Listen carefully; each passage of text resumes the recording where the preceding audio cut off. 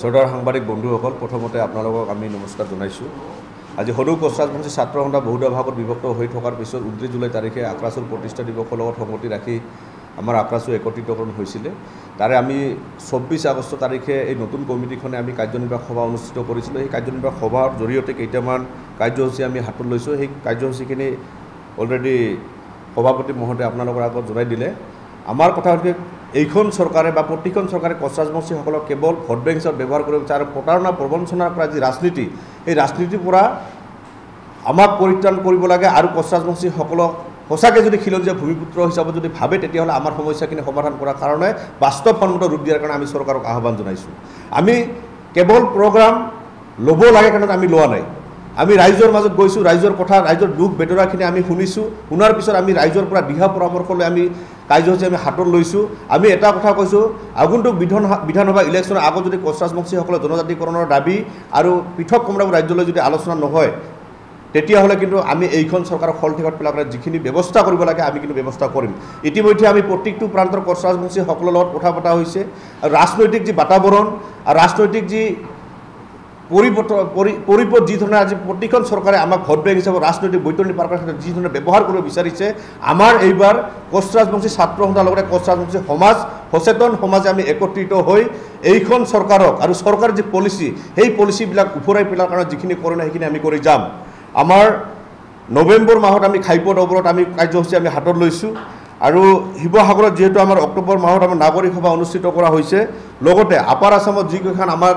জিলা আছে, প্ৰতিখন জিলা সমিতিত আমি জনজাগৰণ সভা আমি অনুষ্ঠিত কৰিম। আৰু এটা কথা আপোনালোকক আমি জ্ঞাত কৰিব বিচাৰিছোঁ, আমি ভাগ হৈ থকাৰ পিছতো আমি কেইটামান এজেণ্ডা লৈছিলোঁ। আমাৰ কোচ ৰাজবংশীসকলক আজি ইমান কোচ ৰাজবংশী জনগোষ্ঠী থকাৰ পিছতো অসমত কিন্তু আমাৰ ৰাজনৈতিক ভৱিষ্যত একেবাৰে নোহোৱা হৈ গৈছে। আপোনালোকে চাওক, আজি অসম মন্ত্ৰীসভাত কোচ ৰাজবংশী এজনো মন্ত্ৰী নাই। তাৰ কাৰণে আমাৰ যি মূল শক্তি, সেই শক্তিটো আমাৰ নোহোৱাৰ কাৰণত 27ত যিহেতু আমাৰ কোচ ৰাজবংশীকে আদি কৰি মানে প্ৰত্যেকটো জাতি জনগোষ্ঠীসমূহক চৰকাৰে যিহেতু আমাৰ জাতি জনগণনা কৰিব, তাৰ আগতে কোচ ৰাজবংশীসকলৰ সঠিক তথ্যটো অনাৰ কাৰণত কোচ ৰাজবংশীসকল আমি নিজৰ জাতি গণনাখিনি যাতে আমি ভালভাৱে নিজৰ পৰিচয় যাতে গৌৰৱেৰে দিব পাৰে, তাৰ পৰিৱেশ আমি সৃষ্টি কৰাৰ কাৰণে অসমৰ বিভিন্ন প্ৰান্তত কোচ ৰাজবংশীসকলৰ লগত কোচ ৰাজবংশী ছাত্ৰ সন্থাই কথা পাতিব। আৰু বৌদ্ধিক মহলক লৈ আমি এইখিনি কথা লৈ আমি ৰাইজৰ মাজত সোমাই যাম। লগতে এটা কথা কৈছোঁ, অসমৰ মাননীয় মুখ্যমন্ত্ৰী ডাঙৰীয়াক, আপুনি খিলঞ্জীয়াৰ কথা কয়, আপুনি বিদেশীৰ কথা কয়, আপুনি হিন্দুত্বৰ কথা কয়, কিন্তু কোচ ৰাজবংশীসকল ভূমিপুত্ৰ খিলঞ্জীয়া হিন্দু হোৱাৰ পিছতো কিন্তু কোচ ৰাজবংশীসকলক কেৱল আপোনালোকে মাহীয়া দৃষ্টিৰে কিয় চোৱা হয়? সঁচা অৰ্থত যদি আপোনালোকে আমাক যদি ভাল নাপায়, আমাক যদি খিলঞ্জীয়া ভূমিপুত্ৰ বুলি যদি আপোনালোকে নাভাবে, তেতিয়াহ'লে স্পষ্টকৈ ক'ব লাগে। আজি কেইদিনমান আগতে দেখিবলৈ পাইছে আপোনালোকে আমাৰ কমতাপুৰ অট'নমাছ কাউন্সিলৰ অঞ্চলবিলাকতো কিন্তু উচ্ছেদ কৰা আমি দেখিবলৈ পাইছোঁ। আমি ভাল পাইছোঁ, আমি চৰকাৰক আহ্বান জনাইছোঁ, সহমত প্ৰকাশ কৰিছোঁ। কিন্তু আমাৰ স্থায়ী সমাধানৰ কাৰণে কোচ ৰাজবংশীসকলক ভূমিৰ অধিকাৰ আমাক সৰ্বোচ্চ দিয়াৰ কাৰণে আইনে যিটো দিব বিচাৰে সেইটো দিয়াৰ কাৰণে আমি দাবী জনাইছোঁ। কেৱল আজি উচ্ছেদ কৰিব, 3 মাহ পাছত আৰু উচ্ছেদ কেনেকৈ কৰিব পাৰিব? কোচ ৰাজবংশীসকলক আমাৰ যি বৰ্তমান মানচিত্ৰ কিন্তু বৰ্তমান পৰিৱৰ্তন হৈ গৈছে। এই মানচিত্ৰ পৰিৱৰ্তন হৈ যোৱাৰ কাৰণত কোচ ৰাজবংশীসকল বৰ্তমান শংকিত অৱস্থাত আছে। সেইকাৰণে আমি কাতৰ অনুৰোধ কৰিছোঁ, আমাক লৈ ৰাজনীতি নকৰিব। আৰু ভৱিষ্যত যদি অসমখন আপুনি সুৰক্ষিত কৰিব বিচাৰে, তেতিয়াহ'লে অসমৰ খিলঞ্জীয়া ভূমিপুত্ৰ কোচ ৰাজবংশীসকলক বাদ দি কেতিয়াও সম্ভৱ নহয়। সেইকাৰণে সঁচা অৰ্থত যদি আপোনালোকে অসমখনক ভাল পায়, খিলঞ্জীয়া ভূমিপুত্ৰক ভাল পায়, বিধানসভা ইলেকশ্যনৰ আগত কোচ ৰাজবংশীসকলক অতি সোনকালে জনজাতিকৰণ কৰাৰ কাৰণে আগবাঢ়ি আহক। অন্যথা যদি কেৱল আমাক প্ৰতিশ্ৰুতি দিব বিচাৰে, কোচ ৰাজবংশী ছাত্ৰ সন্থাৰ লগতে কোচ ৰাজবংশী সমাজ তাৰ উত্তৰ দিয়াৰ কাৰণত কিন্তু বিধানসভা ইলেকশ্যন আগমুহূৰ্তত যি ধৰণৰ মুখ ঠেকেচা খুৱাব লাগে, এইখন চৰকাৰক মুখ ঠেকেচা খোৱাৰ কাৰণে কিন্তু আগভাগ ল'ম। লগতে আৰু কেইটামান কথা আমি ক'ব বিচাৰিছোঁ, ৰাজনৈতিক পাকচক্ৰত বন্দী কৰি কোচ ৰাজবংশীসকলক কেৱল ৰাজনৈতিক বৈতৰণি পাৰ কৰাৰ ক্ষেত্ৰত ব্যৱহাৰ কৰি আহিছে। তাৰ কাৰণতে আমি অনুৰোধ কৰিছোঁ, সমাগত BTR ইলেকশ্যন, এই BTR ইলেকশ্যনত কোচ ৰাজবংশীসকলক আমি আক্ৰাছুৰ ফালৰ পৰা আমাৰ প্ৰথমৰ পৰা আমি দাবী আছিলে, যিবিলাকত কোচ ৰাজবংশী অধ্যুষিত অঞ্চল আছে, অপেন চিট আছে, য'ত আমি খেলিব পাৰোঁ, সেইবোৰ অঞ্চলত প্ৰত্যেকটো ৰাজনৈতিক দলত যিহেতু আমাৰ কোচ ৰাজবংশী মানুহখিনি অন্তৰ্ভুক্ত হৈ আছে, ৰাজনৈতিকভাৱে কাম কৰে। কিন্তু আমি দেখিবলৈ পাইছোঁ কেৱল খিলঞ্জীয়াসকলক মাধমাৰ দিয়াৰ এইখন চৰকাৰে অখিলঞ্জীয়া মানুহৰ হাতত দায়িত্ব অৰ্পণ কৰিব বিচাৰি আছে। সেইকাৰণে আমি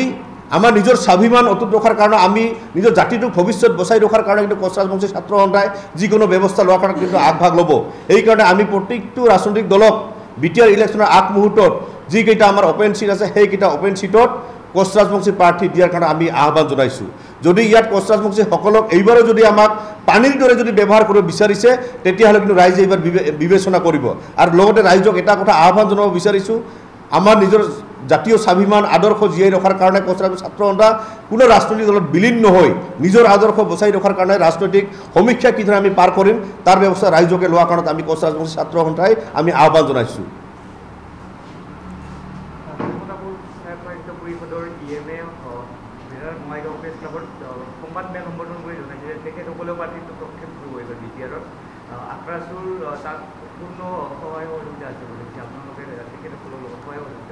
সব এতিয়া কথা হৈছে কি কমতাপুৰ অট'নমাছ কাউন্সিল বুলি আমি গম নাপাওঁ কিন্তু কোকৰাঝাৰ জিলাত সচেতন সমাজ গঠন হৈছে সচেতন সমাজে নিজৰ জাতীয় স্বাভিমান অটুট ৰখাৰ কাৰণে ৰাজনৈতিক ভাষা শব্দটো বুজাৰ কাৰণত আগবাঢ়ি আহিছে প্ৰাক্তন আক্ৰাসুৰ পৰা আৰম্ভ কৰি বিভিন্ন বুদ্ধিজীৱীসকলে এতিয়া বুদ্ধিজীৱীসকলে যদি ৰাজনৈতিক দলে যদি প্ৰাধান্যতা নিদিয়ে তেতিয়াহ'লে নিজৰ স্বাভিমান অটুট ৰখাৰ কাৰণে যদি কোনোবাই আগবাঢ়ি আহে তেতিয়াহ'লে সদৌ কোচ ৰাজবংশী ছাত্ৰ সন্থাই নিজৰ জাতিক নিজৰ স্বাভিমান নিজৰ আদৰ্শ বচাই ৰখাৰ কাৰণে সেই কাম কৰাৰ ক্ষেত্ৰতো কোচ ৰাজবংশী ছাত্ৰ সন্থাই সেই কথা আমি চিন্তা কৰিম লগতে এটা কথা আমি কৈছোঁ বাৰ বাৰ এইখন চৰকাৰে যি হেতালি মেলা যি কাম আৰম্ভ কৰিছে আজি কেইদিনমান আগতে আপোনালোকে দেখিবলৈ পাইছে কোনোবা আদানী বা যিকোনো মানুহে মাদানী আৰু যিকোনো মানুহখিনি আজি কিন্তু অসমৰ বৰ্তমান প্ৰেক্ষাপটত হিন্দু মুছলিমৰ এটা প্ৰেক্ষাপট চলি আছে আমি কোচ ৰাজবংশী ছাত্ৰ সন্থাই এটা কথা কৈছোঁ আৰু এইবোৰ কথা আমি গৰিহণা দিওঁ প্ৰত্যেকটো জাতি জনগোষ্ঠীলৈ যিটো বিভেদকামী যিটো মনোভাৱ সেই মনোভাৱবিলাক নোহোৱাকৈ অসমৰ মাননীয় মুখ্যমন্ত্ৰী ডাঙৰীয়াই যি ধৰণে আজি উচ্ছেদবিলাক কৰি আছে উচ্ছেদবিলাক কৰাৰ পিছত তাতে খিলঞ্জীয়া মানুহৰ আধিপত্য থকা পৰিৱেশটো আনি দিব লাগে কাৰণ আমি দেখিবলৈ পাইছোঁ যিবিলাক উচ্ছেদ হৈছে উচ্ছেদ হোৱাৰ পিছত খিলঞ্জীয়া মানুহৰ সেই মাটিখিনিক লৈ কি কৰিব আমি কিন্তু এটা মানে শংকিত অৱস্থাত আছোঁ তাতে কোনোবাই এটা বেলেগ মানুহক দিব নেকি আৰু কোনোবাই এজনে যিকোনো মানুহ আহি আজি বাংলাদেশীৰ কথাই হওক আজি অসমৰ খিলঞ্জীয়াসকলৰ কথা নচ্ছাত কৰি যি ধৰণৰ পৰিৱেশ বিনষ্ট কৰা কামক আমি ধিক্কাৰো জনাইছোঁ যাতে অসমত খিলঞ্জীয়াসকল বুদ্ধিজীৱী অসমত বহুতো আছে অসমৰ কথা অসমৰ মানুহে চিন্তা কৰিব পাৰে বাহিৰৰ পৰা আহি আমাৰ অসমৰ সমাজত মানে এনেকৈ এটা গোষ্ঠীগত সংঘৰ্ষ লোৱাৰ পৰিৱেশটো মানে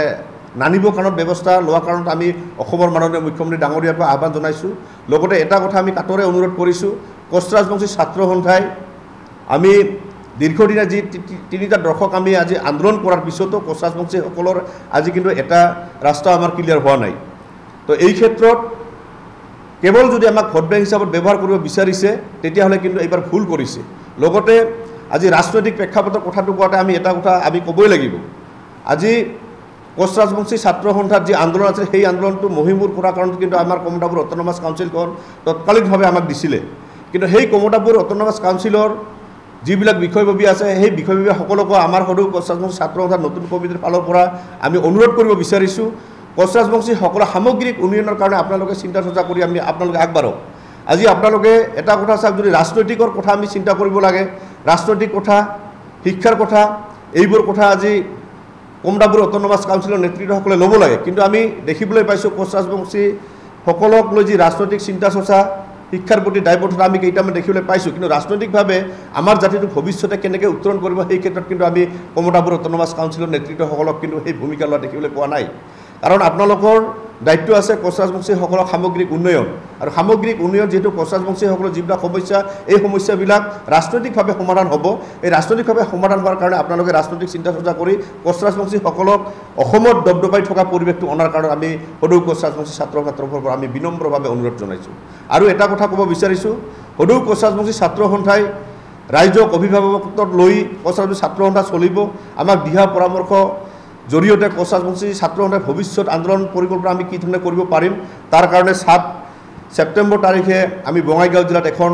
চিন্তন বৈঠক অনুষ্ঠিত কৰিম এই চিন্তন বৈঠকৰ জৰিয়তে যিবিলাক আমাৰ কোচ ৰাজবংশীসকলৰ সৰু সৰু সমস্যাৰ পৰা আৰম্ভ কৰি যিবিলাক আমাৰ ডাঙৰ ডাঙৰ সমস্যা গোটেই সমস্যাখিনি আমি সমাধান কৰাৰ কাৰণে বাস্তৱ ৰূপ দিয়াৰ কাৰণে আমাৰ এখন চিন্তন বৈঠক হ'ব এই চিন্তন বৈঠকত বিভিন্ন বুদ্ধিজীৱী আৰু আমাৰ কোচ ৰাজবংশী ছাত্ৰ সন্থাক লগতে জাতিটোক ভাল পোৱা যিসকল ব্যক্তি আমি কোনোবা এজনক আমি চিনি নাপাবও পাৰোঁ কোনোবাই যদি ভাল মনোভাৱেৰে আমাক যদি মানে উপদেশ দিব বিচাৰে আপোনালোকৰ কথাখিনি যদি ক'ব বিচাৰে তেতিয়াহ'লে আমি মুকলিভাৱে আপোনালোকক অনুৰোধ জনাইছোঁ আপোনালোকে আমাৰ লগত যোগাযোগ কৰিব আৰু 7 ছেপ্টেম্বৰ তাৰিখে বঙাইগাঁও জিলাত যিকোনো এটা অন্তত আমি চিন্তন বৈঠকটো অনুষ্ঠিত কৰিম তাতে সকলোকে অহাৰ কাৰণত আমি বিনম্ৰভাৱে অনুৰোধ জনাইছোঁ